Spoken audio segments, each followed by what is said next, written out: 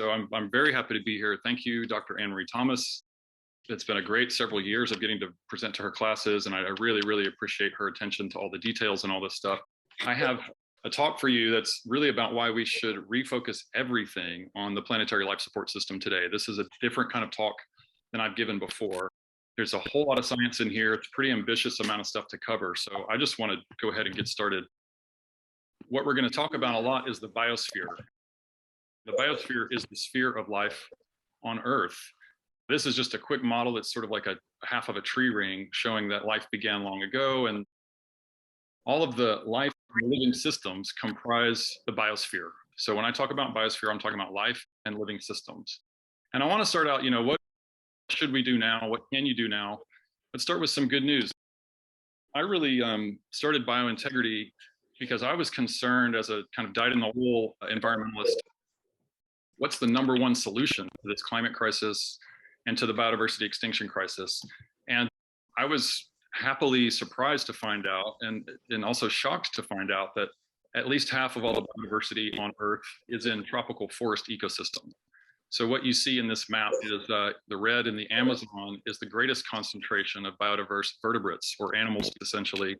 And this is a good proxy for how biodiversity is concentrated. You go across the tropics, you see the yellow in Africa and the yellow just east of Asia, or India rather, over there in China and Southeast Asia, and then between the two white lines in the islands between China and Australia, and that is Indonesia. And so this region of Central America into South America, across Africa and Indonesia and Southeast Asia, this is where the greatest biodiversity is. It's also, I was amazed to find out, where the greatest carbon density is on lands. And so I kind of got my answer right then. What's the number one solution to climate change and the species extinction crisis? If you're going to protect those two things, you need to protect these tropical forests. And that's how biointegrity began. You can see essentially the most intense parts of that biodiversity map and those carbon maps are here in this tropical forest map. So I wrote a paper called The Systemic Climate Solution. You can check it out. It's in Google Docs. It's on the homepage of the biointegrity website also.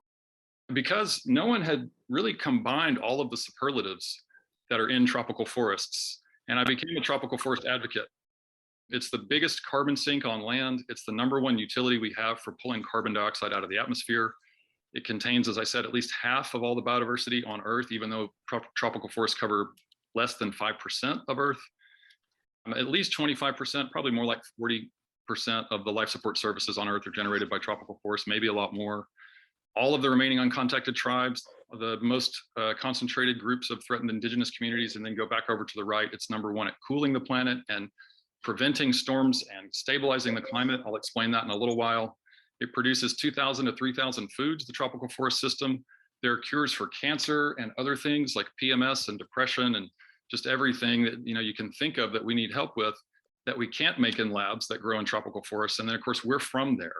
We are great apes, descended from tropical forests. So I thought all that was incredibly powerful. And when I went to sort of understand why, it was because the productivity is most intense in this part of the planet. I thought, that's a really awesome thing as well, that biodiversity and bioproductivity seem to go pretty well together. So you can kind of see here, tropical forests. Now, this is our life support system. This is what I like to say has allowed our technology advanced civilization to exist. This is reality effectively for us. All of the ideas, all of the beliefs, all of the everything that's ever happened, essentially, other than a few people getting off the Earth, is because of this breathing system that is our planet. And so you'll notice, real quickly, you'll notice again that the Amazon in South America is green the entire time. And as you go across the tropics, the Congo in Central Africa and those grasslands are pretty green most of the time. Look over at Southeast Asia, where China and so forth are. Those are pretty green, but you go down to the islands of Indonesia, those are green all the time. Central America is pretty green as well, but the rest of the planet then goes through seasons. The tropical forests are productive year-round, but that white that you see descending from above, that's the seasonal change in the cycles of the temperate climate. And so biointegrity started promoting protection of tropical forests as the most impactful thing you could do to help the climate and species. Now our community has protected over 320,000 acres of tropical forest. That's bigger than Austin. Contains over 64 million trees. other numbers here, which I will explain to you in terms of the impacts that they've had. The 280,000 tons and the 85 million tons and all these things that are not just about carbon are extremely valuable. Like, we can't really come up with an economic value. So trees, you could say these are all, realistically speaking, kind of large trees. So if you give that a dollar value of about $2,000 a tree, that's over $128 billion.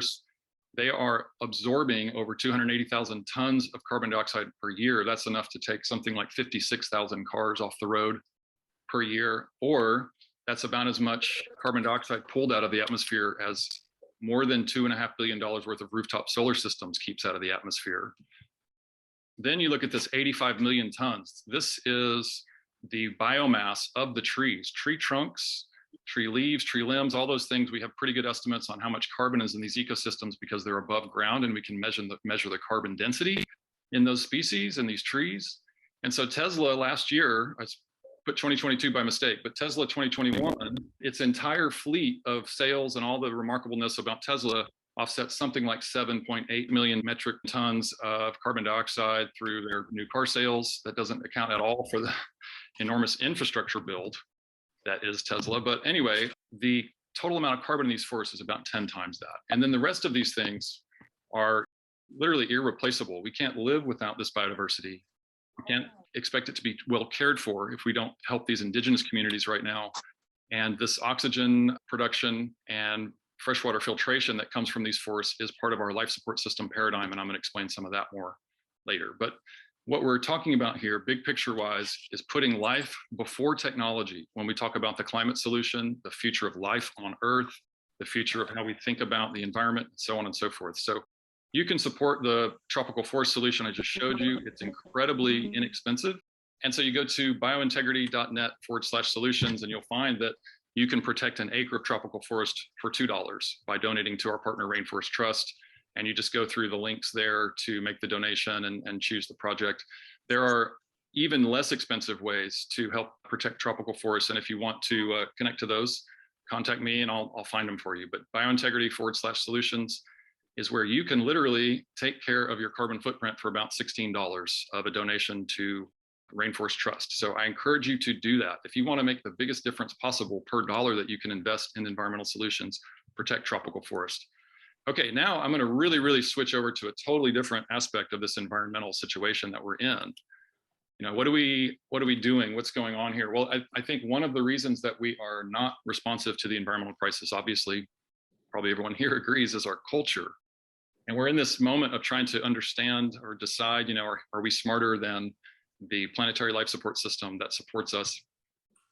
We don't, though, have a reason, literally ethically, to care for the environment. It's just not really in our paradigm of modern industrial living. But what if we did? And BioIntegrity has a project called allcreation.org. I come from I'm a cultural Christian. My parents are like saintly Christians. So when I was a kid growing up, I had super exposure to this culture of Christianity. And Genesis 1, the first chapter of Genesis has the verse about, I give you dominion over the birds of the air and so on and so forth. That's been interpreted to be about human beings being given sort of spoiled brat license to use nature however they wish, to consume it, destroy it. So allcreation.org puts out quarterly issues of a magazine that explores connections between people of faith and spiritual practice and the sacred texts and the modern thought. And so, long story very short, we put out this issue called Dominionism, which you can find at allcreation.org. And it's got 12 people talking about what dominion means to them, 12 people of faith. There's these beautiful ideas. I'll just say, I'll focus on the one in the middle and the one on the bottom left. The one in the middle says the Hebrew scripture makes no distinction between the breath of a dog and the breath of a human. And then the one on the bottom left, God created the universe and therefore has complete ownership over all creation. Humans are God's partners in bettering creation. So I'm reading this stuff and I'm thinking, okay, this is different from the culture that I'm in. If you look at one more of these, the bottom right light color, this is a Muslim imam named Islam Mossad, who is a hadith. He has memorized the entire Quran. And he's saying in Islam, you are answerable to God for what you do with the animals and the plants and the streams. And so they feel accountable to God for the nature they are entrusted with.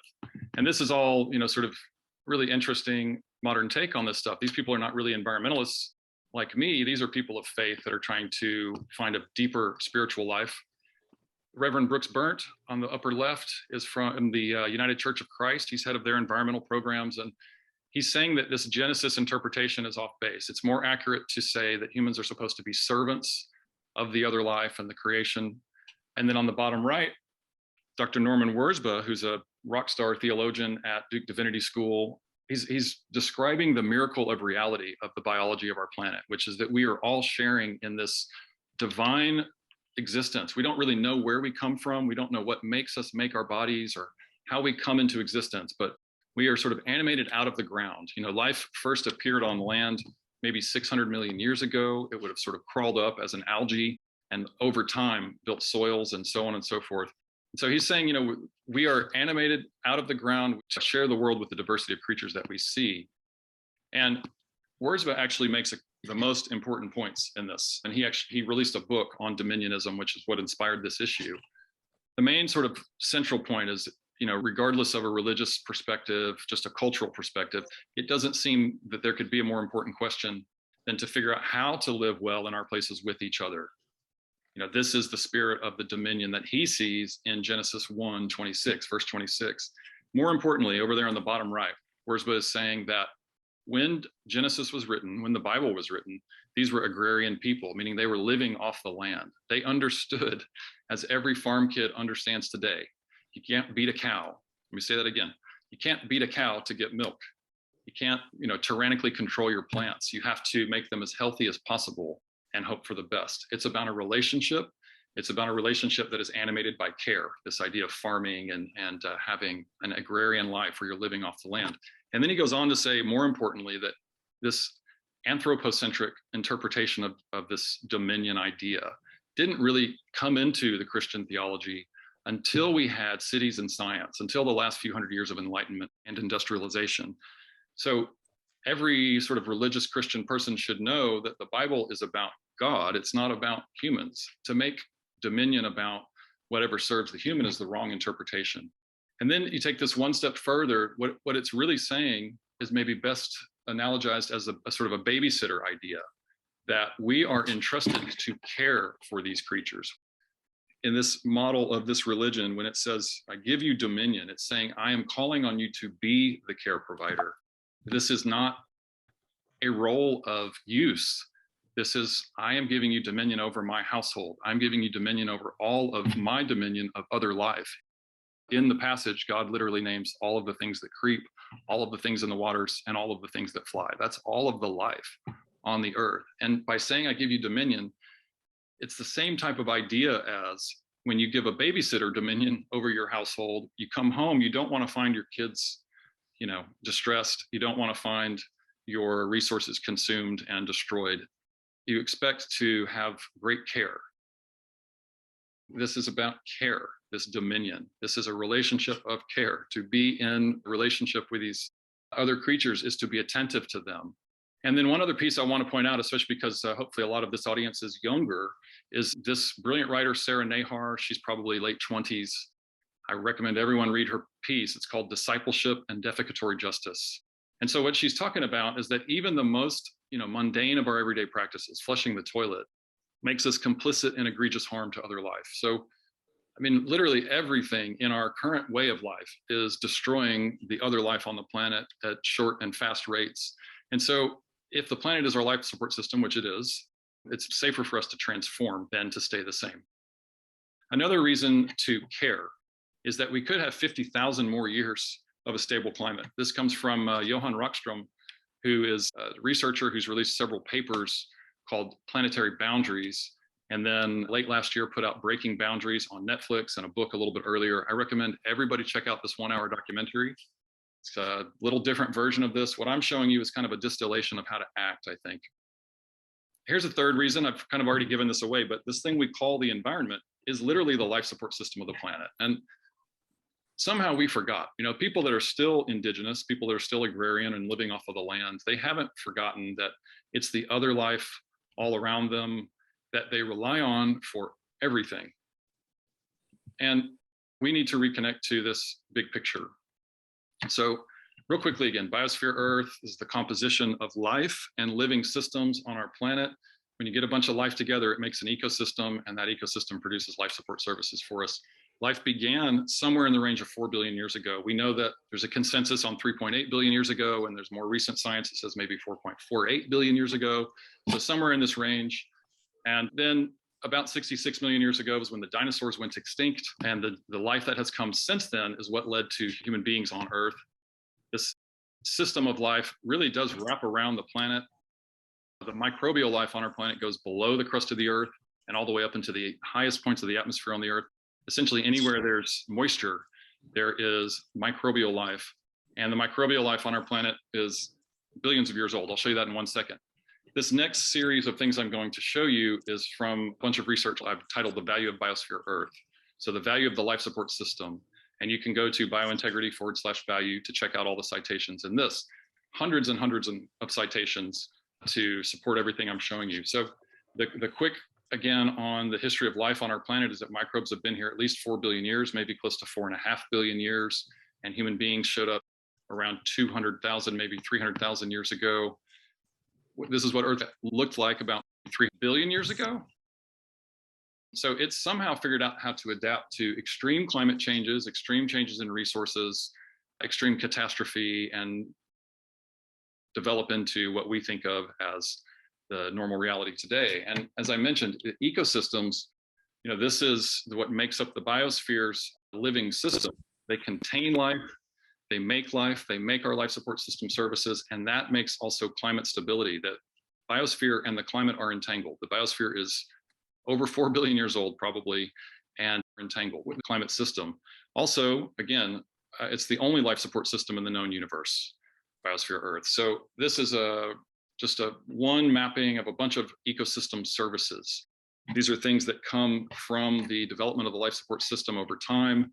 They're things that we rely on, such as decomposition, such as pollination, such as air quality and water quality, and flavors and migrations of species and microclimate, cloud creation, seed dispersal, communication, carbon storage, instinct, nurturing. All these things are coming from life and the life system.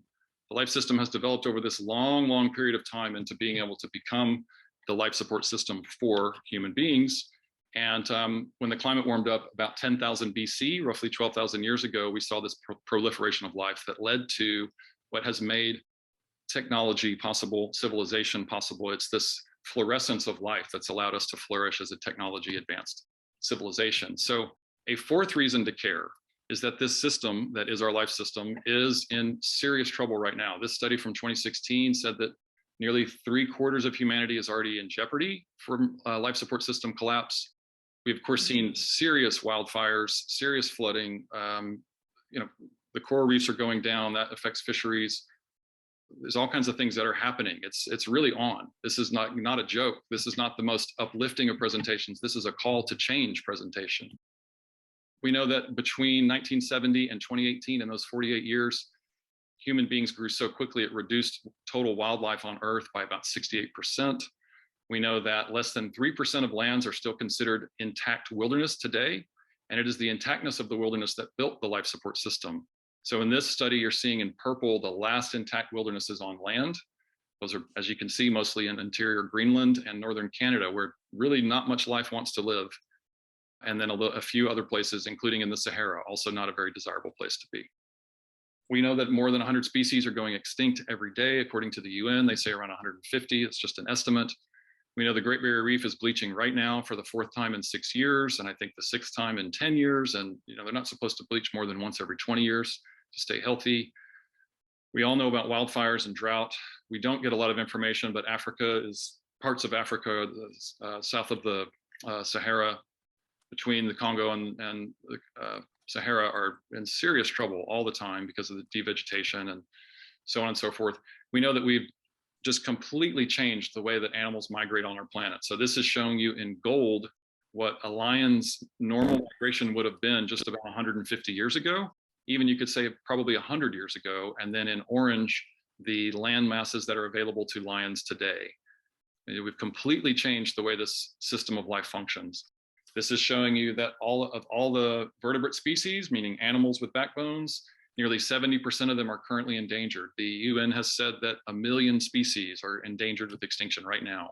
So what is driving all this is the rapid growth of humanity that has been destroying habitats and destroying resource flows for other species.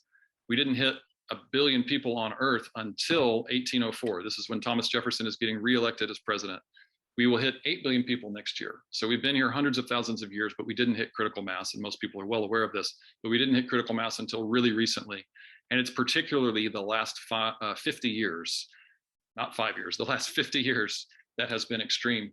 I think it's important to throw out a Putin analogy here, that our way of life is very much, a self-destructive way of life. We are destroying the future of the life system on the planet by destroying these habitats and this biodiversity. And we are increasing the scale of that every day right now. We're not going in the right direction at all. And we need to change, first and foremost, I think, our awareness. And that's, again, what I'm trying to share with you here today.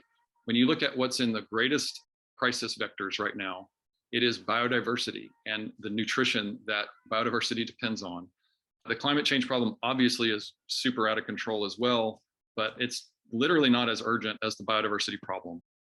So it is our way of life that is collapsing the ability of the life system to regenerate itself and to continue balancing the climate as it did for the last 12,000, 10,000 years.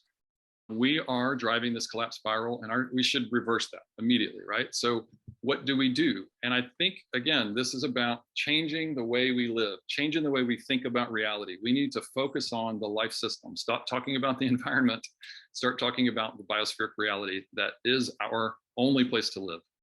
And in the promo for this, we talked about the biospheric reformation of the economy, that we move everything about our modern way of life into being in balance with this system of life that sustains us at every literal level. This is, I think, the most exciting advancement challenge we could possibly pursue.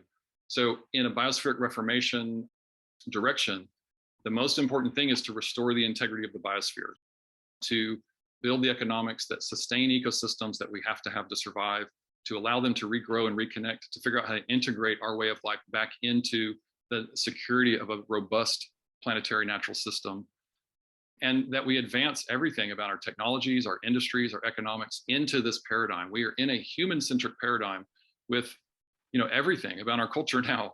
Really, the history of industrialization is that we have assumed that it didn't matter. The environment wasn't going to matter, and that humans came first. And now we're at this state where there's a study that says if we don't stop deforestation by 2030, we will see civilization collapse by 2040 or 2060 at the latest. So this is not about your grandkids. It's about you right now, this whole need for us to make change. The main question then is, for biospheric reformation, is it good for all life? The thing that we're doing, the decision, the product that we're making, the way that we're making it, the way we're extracting it and disposing of it, does it contribute to the life system? Does it make the life support system weaker or stronger? This is the criteria that we need to live by now, because there are so many of us. And what I want to get into now is this idea of a biospheric climate solution. Can fixing the life system fix the climate? And I'm here to tell you, oh yeah, it looks really good if we make these major changes, if we figure out how to change our values and finance the future economy that takes care of our life support system. So the biospheric climate solution looks at the reality of the way the planet is productive and what we can gain by rebuilding the ecosystems that have been destroyed recently. And so it's not just a massive amount of carbon reduction that can come from a biospheric climate solution. It's also stuff we can't get from technology. So these three things: cooling and irrigation and circulation. And what I'm about to show you is going to show you that if we do the best we can for the land system on Earth, we should be well out of the climate crisis within 10 to 30 years. And we should be in reversal of the climate crisis by the end of the century. By protecting and restoring these systems, we get the biodiversity habitat back as well, and that secures our life support system. So this is the strategy I think we should be looking at. I'm going to show you these few things here. That the carbon potential is enormous, the reduction of greenhouse gases is enormous, and these other pieces that we can't get from technology. Ecosystem quality influences global moisture cycles, global temperature, global circulation of air and water, and then the ability of ecosystems to hold carbon and capture carbon out of the atmosphere. Every thing on Earth is made of carbon to some degree, carbon and water. And these are the two #1 greenhouse gases. So the healthier the ecosystem is, the more carbon it can hold on to, and this is better for restoring temperate climate. When you look at the most important things to do first, it's the type of conservation that I just showed you, the tropical forest stuff, where we look at the ecosystems that have the most value to the planetary life support system and protect and restore those. And then also we need to deal with agriculture immediately. Our agricultural system is really worse than our fossil fuel system to the future of the planetary life support system. I haven't seen a study to verify that, but I could explain that in Q&A if we have a few minutes.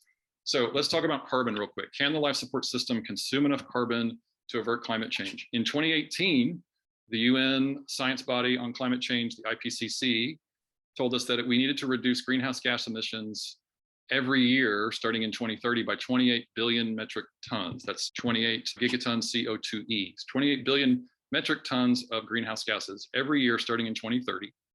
And then by 2050, it needs to be reduced by 53 billion metric tons per year. And by the end of the century, we need to have consumed 730 billion metric tons of carbon dioxide equivalents or greenhouse gases. And if you just look on the right there, you can see we can get more than 28 by the end of this decade. We can at least maintain that to 2050, and we can get 86% of that 730 need. And these are the top end numbers we need. These are not the safety numbers. These are the making sure this is staying well in the safety zone.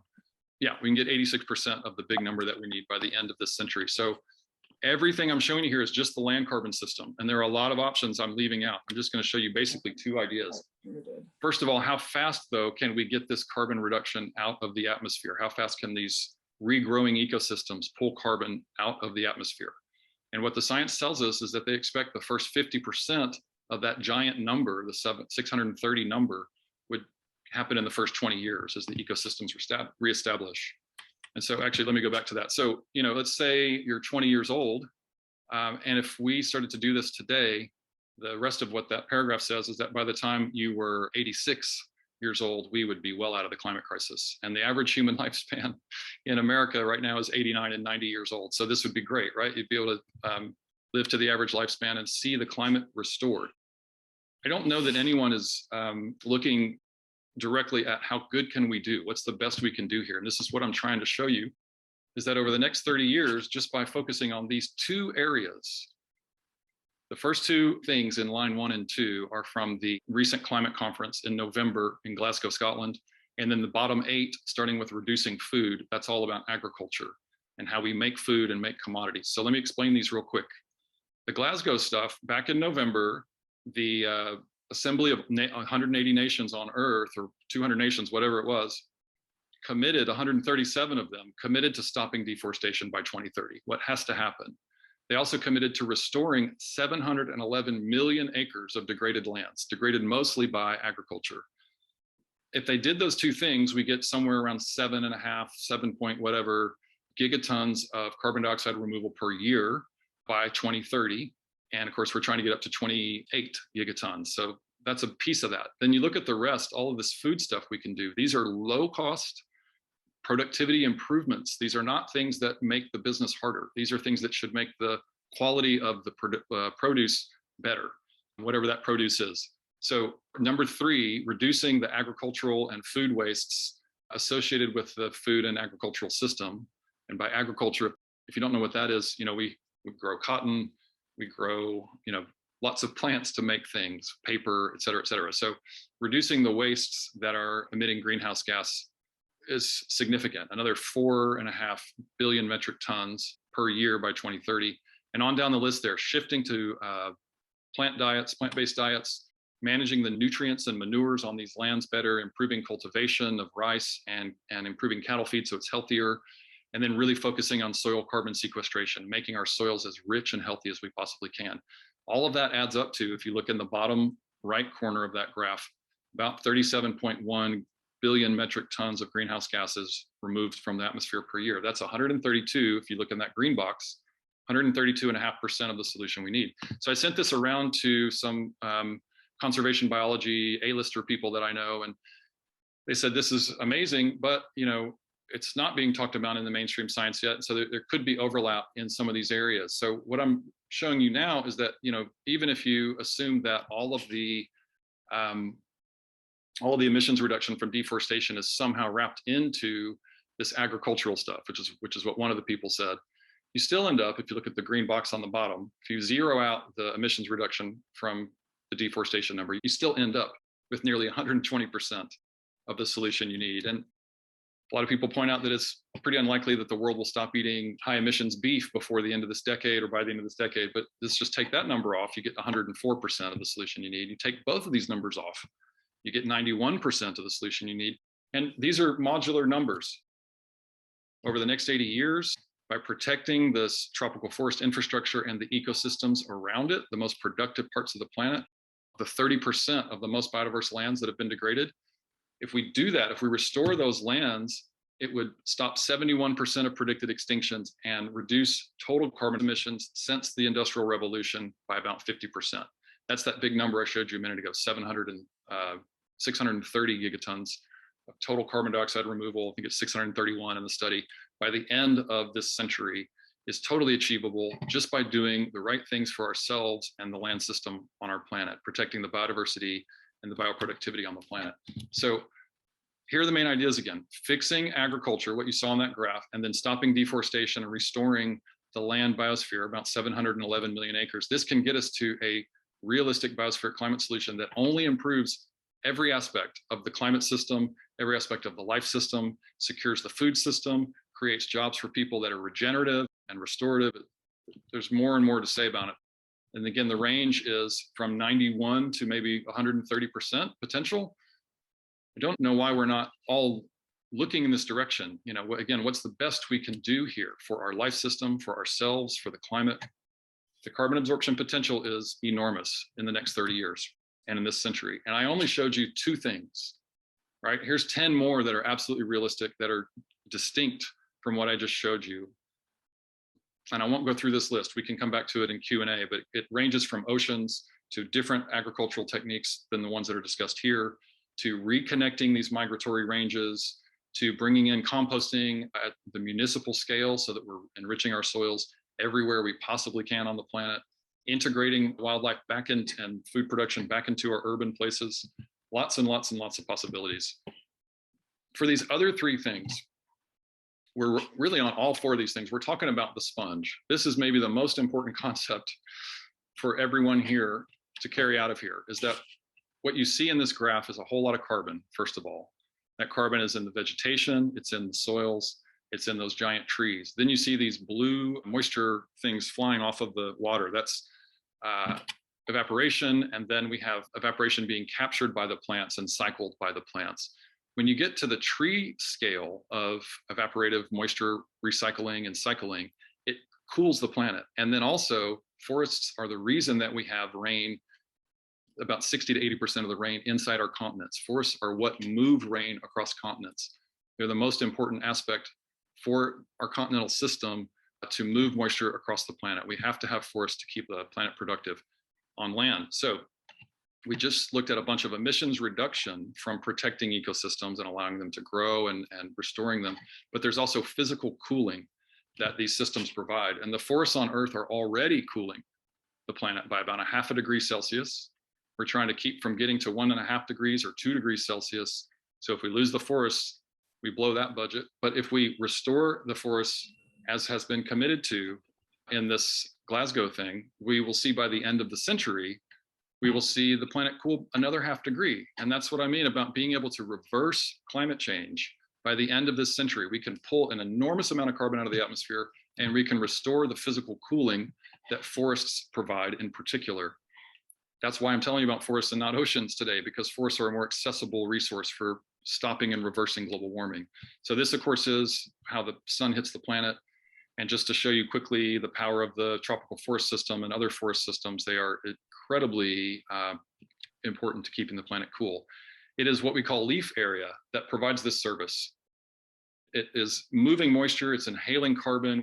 When precipitation falls, it moves into all the tissue of a plant and into the soil and then evaporates and transpires off, and it's just constantly happening. It's like us drinking and peeing. And this is how plants live. It's also like us drinking water and sweating. This is how we cool our bodies. And when you look at the impact of a moist system or a system that can hold moisture, it's dramatic. So just quickly on the left in the green box, you see that a forest or even a wet grassland, the temperature of the dirt is going to be around 84 degrees Fahrenheit. Everybody knows that the asphalt, on the other hand, is going to be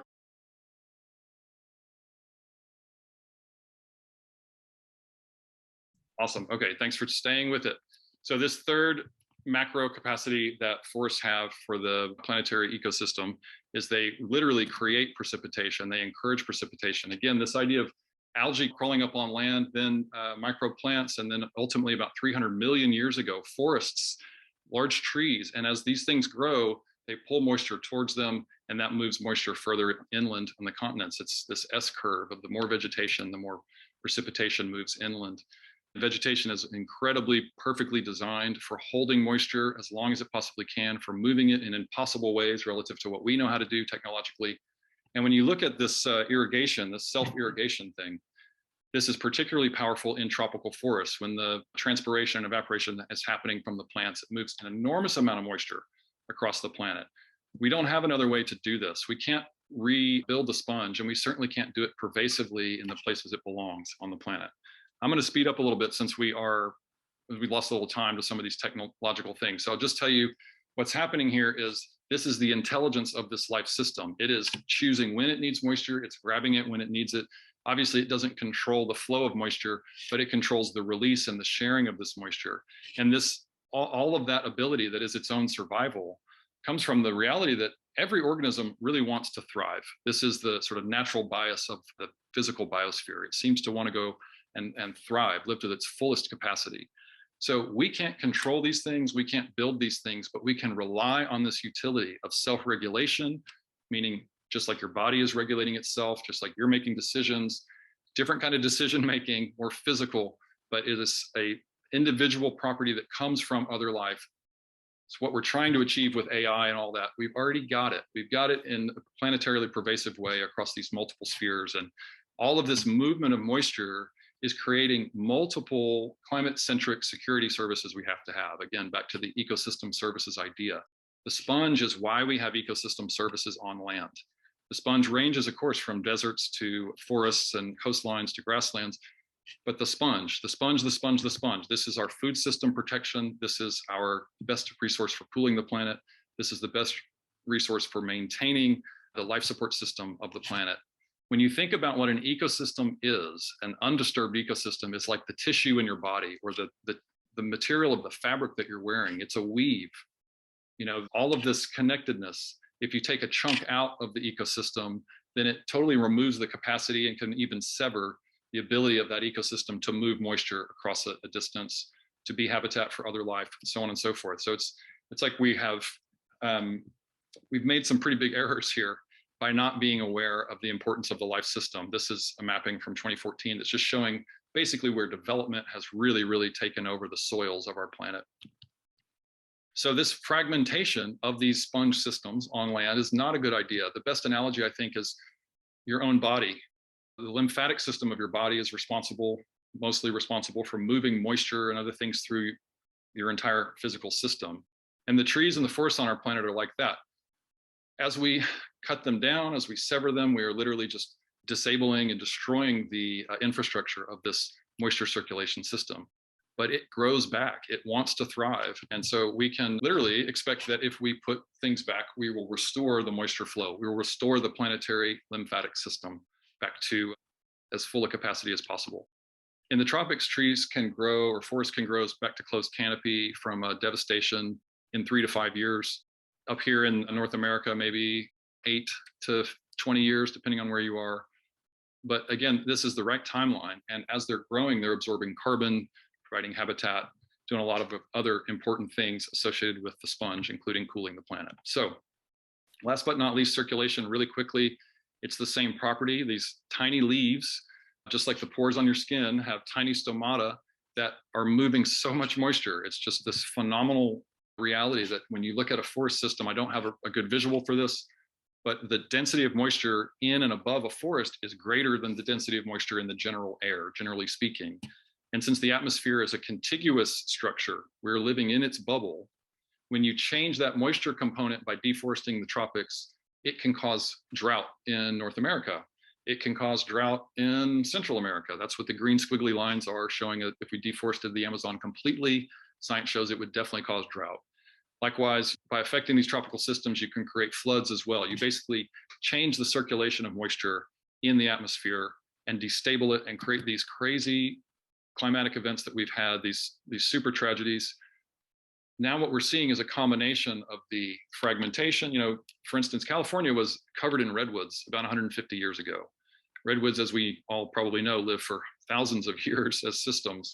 So we've totally changed that in the last 150 years. And then we've done additional deforestation as people have moved to California. That fragmentation has caused drought. And when you add global warming to the change in the moisture cycle, the system is outgunned by a sort of severing of its lymphatic ability. So restoring this circulation will temperatize the weather globally. It will reduce the incidence of extreme storms, flooding, et cetera, et cetera. And all this stuff is coming from the biosphere. We have the potential here to stop and reverse climate change. And the main priorities are indigenous rights, which I haven't even mentioned really yet. And then the ecosystems, the forests in particular, the coastlines and the wetlands, grasslands, and the equatorial and cold oceans. That's what you see in this mapping here. The dark green is the most productive, but then if you look at the coastlines, when you see red, that's also super productive. And then you see yellow in the equatorial oceans and the cold oceans of the poles. That's also where the productivity is. So where it's blue and purple and brown is where the earth is not productive effectively, and white. And these are the priorities for the future of making life on our planet continue, making civilization continue. To me, and I think logically, this is what makes the most sense, is to address this whole system now. We have so many issues. And when we talk about climate change as the number one problem for humanity, we're ignoring the immensity of other issues we have, because we have built the system without concern for the life support system. We've built the economic system without concern for the life support system. So if we do the climate change stuff we're talking about now, which is very much in question at sort of these national levels, we're really not addressing most of the other things on this list. And this is not a complete list, but these are different types of critical issues that we need to absolutely turn around this decade. If we put the life system at the center of our way of life, all of these things get answered. They become part of the challenge for how we move forward and progress. So reformation of the economic system means designing our economics to protect forever ecosystems, these vital organ ecosystems you saw that are the most productive. It means making everything regenerative, particularly agriculture, which hopefully a lot of people have heard of, regenerative agriculture. It means making everything circular, this idea of a materials economy that doesn't create new waste and new toxicity. And then it means innovating for the life support system itself. So I wonder if I should, Anne-Marie, if I should stop because of time to sort of wrap up, or go through another 3 or 4 minutes here.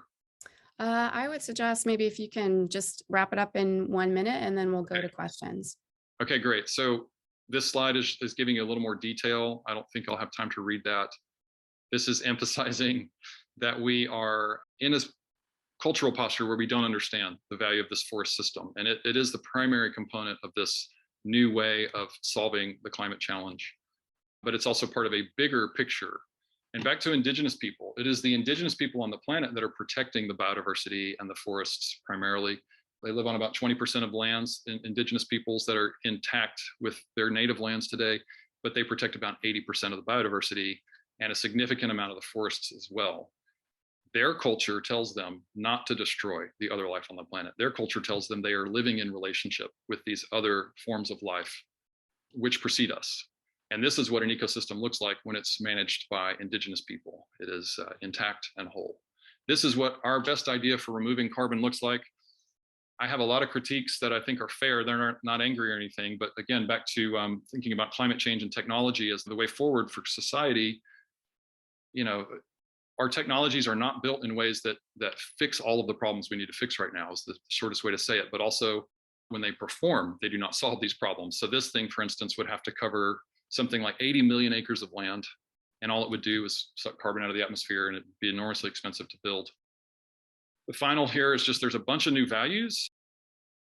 I would like to go back in Q&A and talk a little bit more about the Biospheric Reformation ideas, but these values for the economy are about, we need to add these things to the economy. We don't protect, we don't care, we don't take care of our life support system. We're not replenishing the resources we have to continue for the next 25 years, much less the next 2,500 years or 50,000 years. So all of that can be done in the ways I'm suggesting. And again, Indigenous rights. When you want to get serious about supporting big systemic changes, start with Indigenous rights and leadership empowerment, then regenerative agriculture, also the globally strategic protection of lands I've showed you, and some of the other items here. Lots and lots of things. Again, everything needs to change. This is about serving this Indigenous worldview and this idea that we are here to care. It is our job to care for the other life. It's also our job because we have to, otherwise we have nowhere to go. So here's what we've covered. Wrapping this up, protecting tropical forests is your biggest bang for the buck action. You can protect an acre for $2.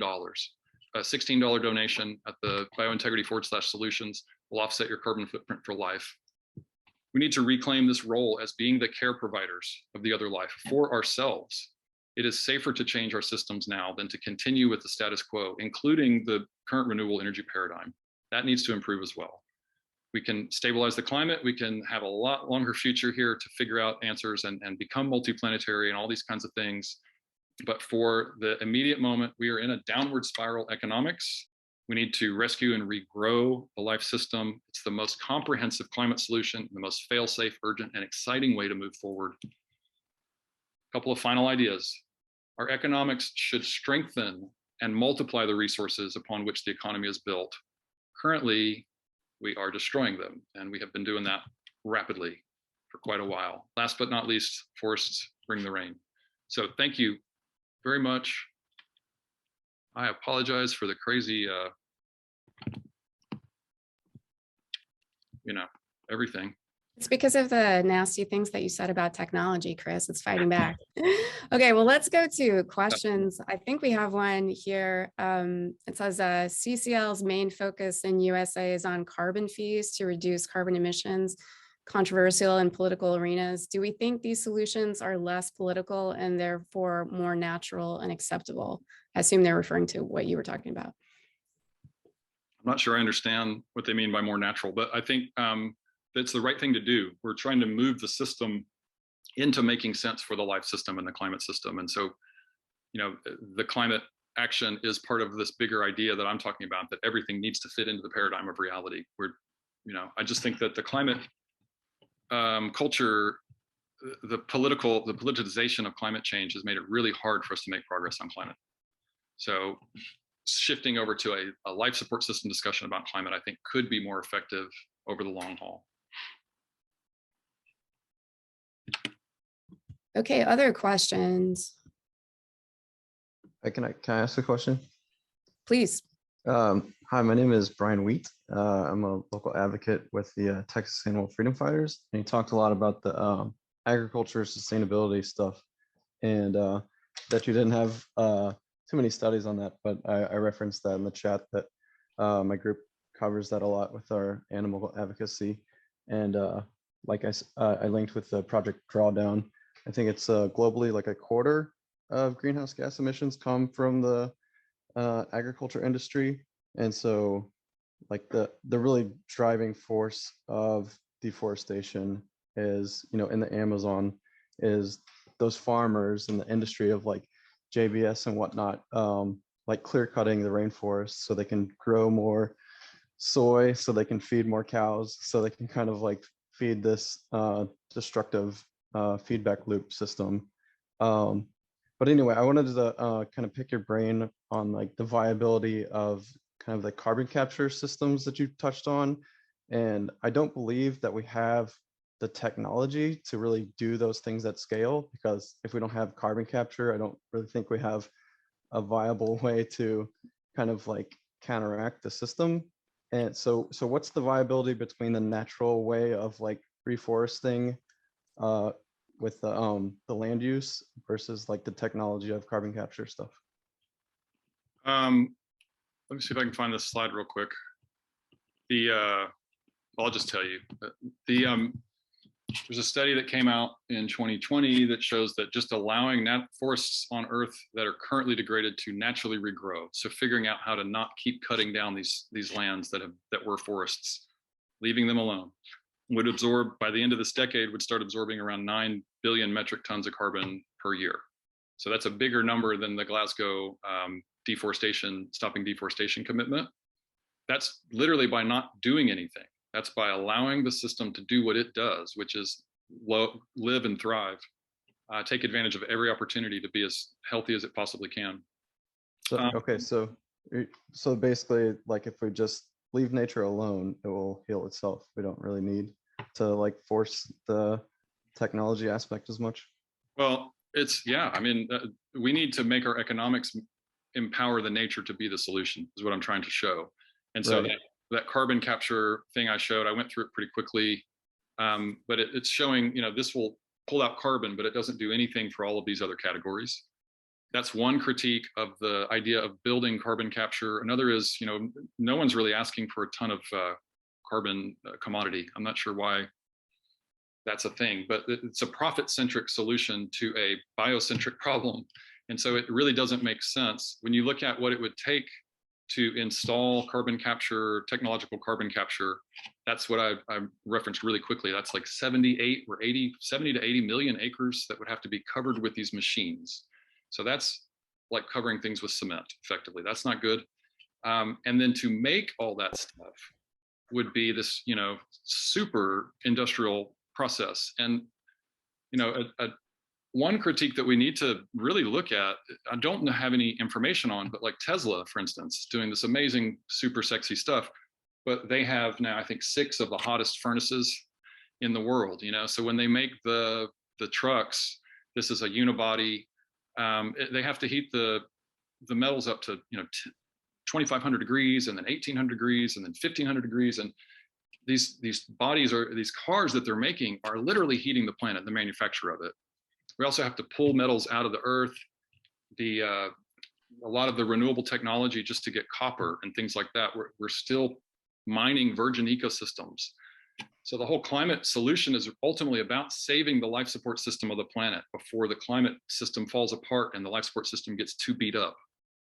Right. If you restore the beat up system now, it can fix the climate problem. But if you fix the climate problem by continuing to beat up the life system, which is already in extreme crisis, I don't understand, how that could possibly make sense in 5 or 15 years. Well, I'm glad you mentioned. I'm sorry to interrupt. I know we're almost out of time, and I just wanted to make sure that we got to this question, because I think that this question is one that many students have, which is, it comes from Olga. Aside from donating, to Rainforest Trust, is there anything else that we can do, like what can we do to offset our carbon footprint at home? And we're not talking about, use fewer Ziploc bags or what have you. Can you give them something to work with, in other words? Well, I really think the most important thing is to self-educate. This idea of offsetting your carbon footprint, what you have to purchase to offset your carbon footprint right now is either new technology or saving nature. So any carbon offsetting should be done by saving and restoring nature. If you can find products that are carbon neutral, that were delivered in a carbon neutral way, that's helpful.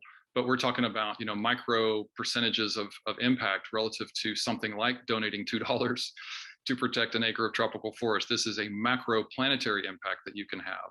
So one thing I wanted to say at the beginning of the presentation is, like, don't let my, lack of awesomeness in the way I present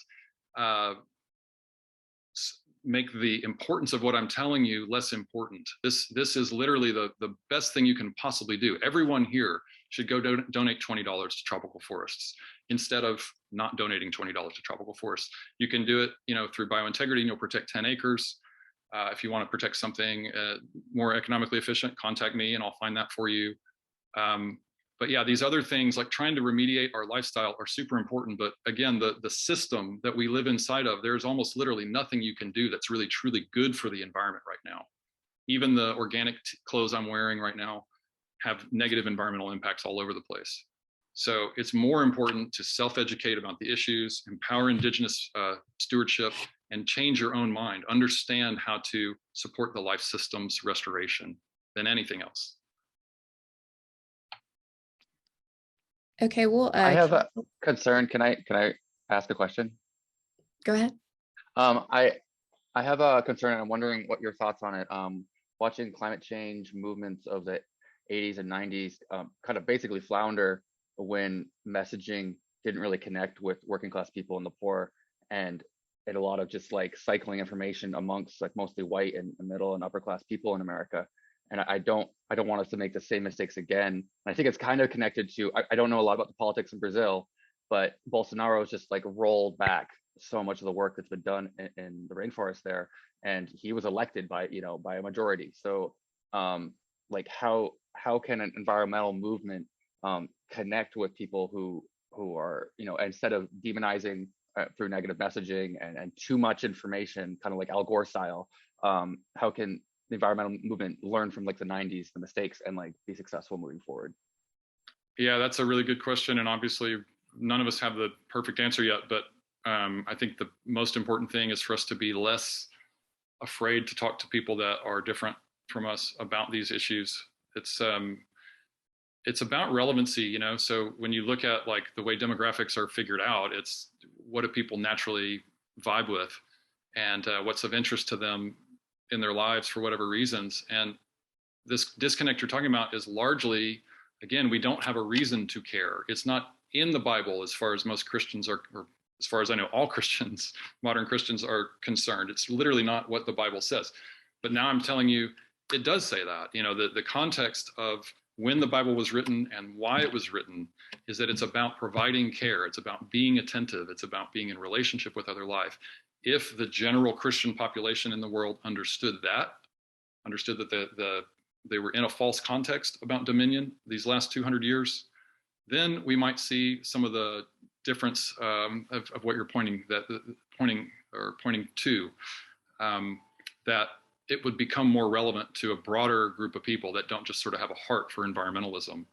And then the other thing is, I'm trying to start this conversation almost literally today with you guys about biosphere, about other life. And so that splits into two quick ideas. One is we all have a life system that we rely on. It is our biggest common value. So I don't know how to lead that conversation. I don't have any idea where to go with it exactly right away, but I do know that this is real. This is truth power. I'm not giving you an advocacy point. I'm giving you the truth about how the system functions that we live inside of.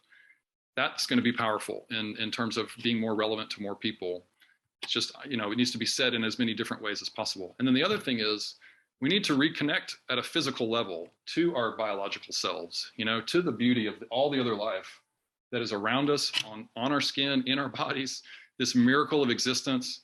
There's so much here in turning this corner historically and moving from an era of being just really tuned out and ignorant for hundreds and thousands of years to other life, thinking that it was an imposition, and now moving into recognizing this is the composition that we live inside of. And hopefully that can pave the way for maybe that's not the right analogy, that can make a trail towards us being more unified in our understanding of what it means to live on Earth. Okay, thank you, Chris. We'll do one more question and then we should kind of shut it down because we're a little bit over time. So Kazel, what's your question? Yeah, Chris, I think your presentation is awesome. Really good. And my question is, do you have suggestions about who to reach out to help support Indigenous people in their fight to steward the land? Yeah, there's so many groups. This is why I didn't do a big list. So I like a bunch of groups working in the tropics. I can recommend, off the top of my head, Amazon Watch, Culture and Survival.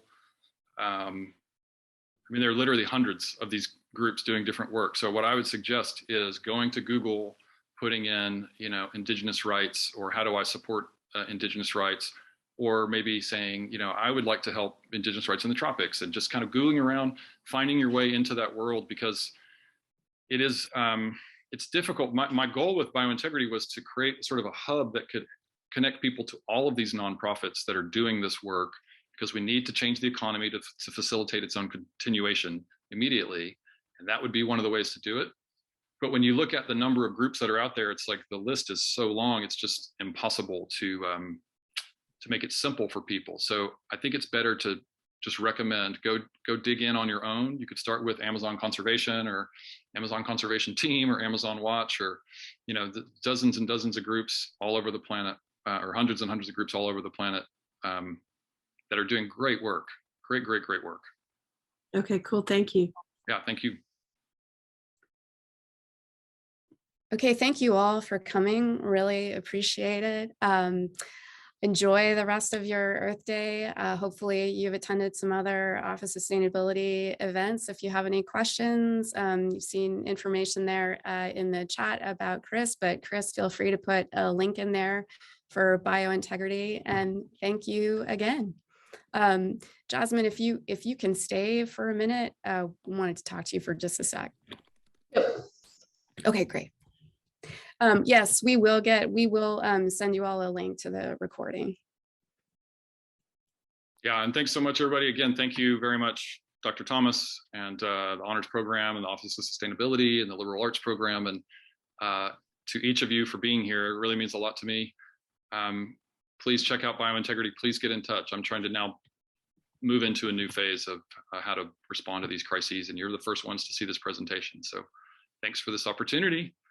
And every day is Earth Day. Let's get moving. Let's make these changes. Bye. Thanks, Chris. Thank you, Kazel. Bye.